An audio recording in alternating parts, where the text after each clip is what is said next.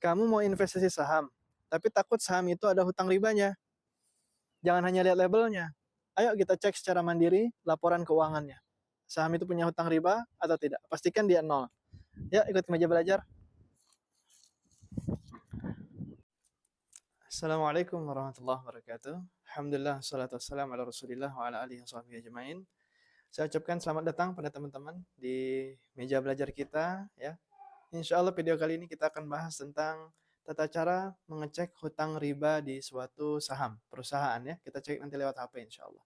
Dan saya sarankan pada teman-teman yang belum nonton hukum investasi saham, ya, kita udah buat di video sebelumnya.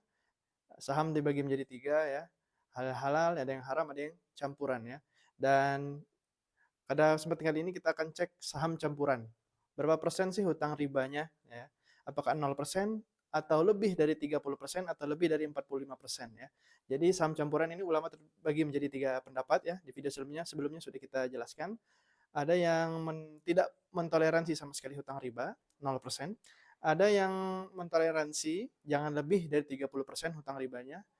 Ada yang mentoleransi tidak boleh lebih dari 45% hutang ribanya ya. Dan saya cenderung pada pendapat yang pertama karena mayoritas ulama kontemporer pada saat ini itu berpendapat bahwa tidak boleh ada hutang riba sama sekali di suatu perusahaan sehingga perusahaan itu menjadi halal atau boleh kita beli. Dalilnya boleh teman-teman tonton di video sebelumnya ya. Dalil dari masing-masing pendapat ulama tersebut ya. Kalau yang pertama tadi Majma' Fiqh Islami yang 0% hutang riba. Kalau yang 30% itu AAOI atau Hay'ah Bank Rajihi. Kalau yang 45% itu DSNM UI. Oke, itu singkatnya tentang video sebelumnya. Cuman secara detail saya sarankan teman-teman untuk nonton lagi videonya. Oke, to the point. Insyaallah pada kali ini kita akan lanjutkan bahasannya yaitu tentang tata cara mengecek hutang riba suatu perusahaan. Oke. Oke, langsung aja teman-teman siapkan HP-nya ya. Terus kita gunakan aplikasi ya, platform investasi yang sudah terkenal di antara teman-teman. Salah satunya yaitu kita gunakan Stockbit ya, Stockbit. Bagi teman-teman yang belum punya aplikasinya tinggal di-download di Play Store atau di App Store-nya ya. Stockbit yang checklistnya ada 2 itu ya lambangnya sekarang. Oke. Ya anggap aja teman-teman udah download. Jadi kita buka aplikasi Stockbit-nya ya. Setelah kita buka, kita tekan tombol pencarian di atas itu ya.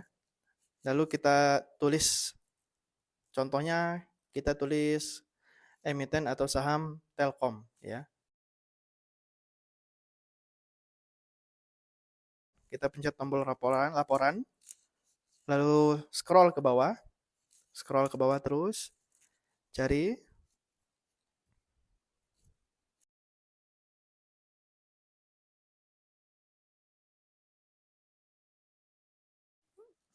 Ya, sudah ketemu laporan keuangannya, kita klik. Lalu kita buka yang paling bawah kedua, VS itu, Financial Statement, yang PDF ya. Kita pencet. Ini dia PDF-nya, laporan keuangannya. Kita scroll ke bawah sampai ke kolom liabilitas ya. Liabilitas tentang hutang perusahaan tersebut. Nah, di sini ada kolom liabilitas yaitu hutang dari perusahaan Telkom. Apakah Telkom memiliki hutang riba atau tidak ya. Teman-teman bisa baca di sana ya. Dan satuannya ini dalam miliar rupiah ya. Oke. Teman-teman udah ketemu di sana.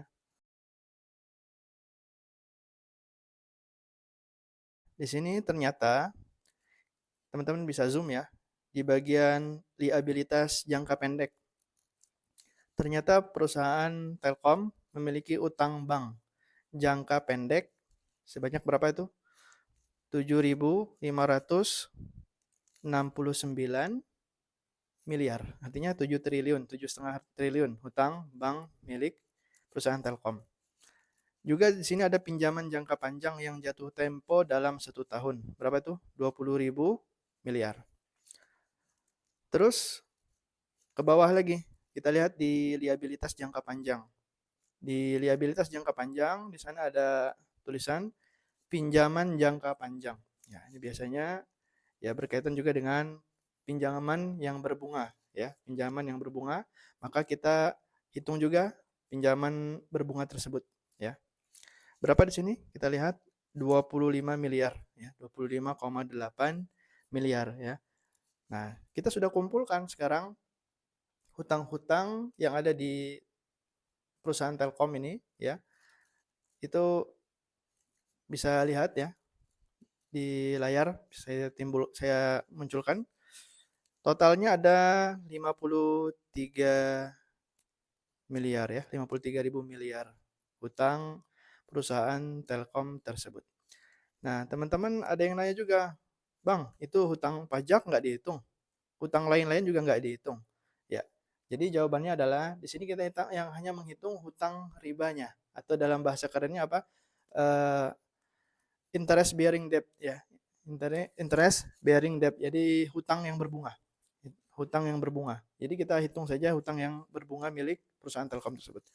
Jadi kita totalkan di sana ada 53.521 miliar hutang Telkom. Dibagi dengan total aset milik Telkom tersebut yaitu 291.897 miliar dikali 100%. Nah, di sana kita keluar angkanya yaitu 18,3%. Ya. Jadi hutang riba milik perusahaan Telkom 18,3%. Nah, sekarang kita lihat ada 3 pendapat ulama dalam menghukumi kehalalan saham campuran. Ya, teman-teman bisa lihat di layar. Di sini kita tulis mayoritas ulama itu tidak mentolerir hutang riba sama sekali, sehingga menurut pendapat terkuat perusahaan ini tidak boleh kita beli ya karena memiliki hutang riba. Terus menurut pendapat kedua yaitu yang membolehkan maksimal 30% hutang riba, maka dia lulus. Artinya boleh dibeli. Dengan syarat pembersihan dividen ya. Kalau dapat dividen dari sini dibersihkan. Kenapa lulus? Karena ya Telkom 18,3% masih agak jauh lah. Ya, mungkin separuh lebih dikit dari 30% ya. Begitu juga dengan DSN MUI yang batasnya 45%, maka dia lulus. Juga dengan syaratnya pembersihan dividen. Begitu lebih kurang cara singkatnya mengecek perusahaan apakah dia memiliki hutang riba atau tidak ya, teman-teman yang masih khususnya teman-teman investor pemula ya, takut masih ada hutang riba nggak suatu perusahaan, bisa dengan cara tersebut. Tapi kalau teman-teman ada cara yang lebih ringkas atau cara yang lebih detail ya, melihat hutang suatu perusahaan, juga boleh tulis di kolom komentar ya. Mudah-mudahan ilmunya bermanfaat untuk yang lain yang bisa nonton ya, insya Allah. Nah, setelah kita screening bahwa suatu perusahaan memiliki hutang riba atau tidak. Misalnya kita dapat suatu perusahaan yang tidak memiliki hutang riba, nol hutang ribanya ya. Kita tidak langsung tiba-tiba beli juga perusahaan tersebut. Kita perlu analisis juga apakah fundamentalnya bagus atau tidak bagus ya. Karena kita selain ingin harta kita halal dan berkah, kita juga ingin profitable, artinya saham itu bisa mengembangkan harta kita ya. Jadi kita berinvestasi di sana berpotensi menghasilkan keuntungan ya. Ya cara-caranya mungkin teman-teman lebih tahu juga ya.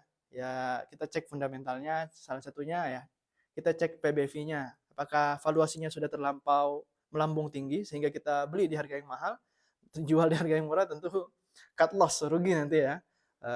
Terus kita juga periksa apakah RSI-nya tinggi nih, udah mencapai level 60, 70, artinya itu sudah jenuh orang ya, sudah terlalu banyak yang membeli sehingga berpotensi akan koreksi harga saham tersebut. Itu singkatnya seperti itu. Cuman teman-teman mungkin lebih tahu ya. Intinya kesimpulannya, pertama screening apakah ada hutang riba atau tidak. Yang kedua, kita analisis apakah berpotensi saham ini untuk menghasilkan cuan atau tidak. Karena kita selain ingin harta kita berkah dan halal, kita juga ingin harta kita berkembang. Oke, lebih kurang itu aja yang kita sampaikan pada video kali ini ya. Kalau teman-teman ada masukan untuk video ini bisa tulis di komentar atau ada saran untuk video selanjutnya bahas apa lagi sih kita serunya ya. Tulis juga di komentar. Oke, jangan lupa like, subscribe dan share ya kalau ini bermanfaat ya. Mudah-mudahan bisa menjadi amal jariah. Ya, mohon maaf jika ada kesalahan. Subhanakallahumma bihamdik, asyhadu an la ilaha illa anta, astaghfiruka wa atubu ilaik.